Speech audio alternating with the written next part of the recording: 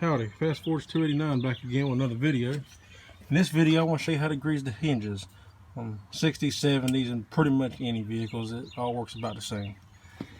Again, like the hood in my last video, you want to get all your pivot points, anywhere there might be friction. Get up under here.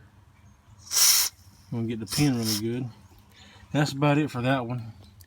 And back here you got like a spring. You want to get where it pivots. And right here where there's friction. And then again with the pins.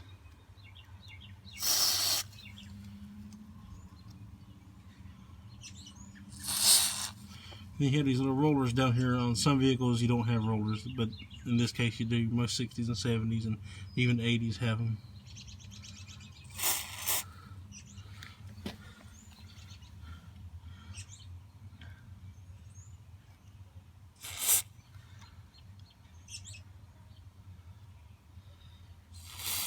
Sorry for the darkness of the video. Sun's starting to go down.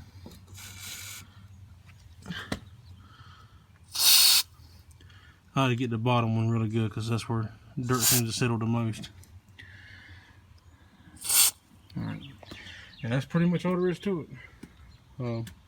For the door latch, you just want to, again, same thing as always, your pivot point.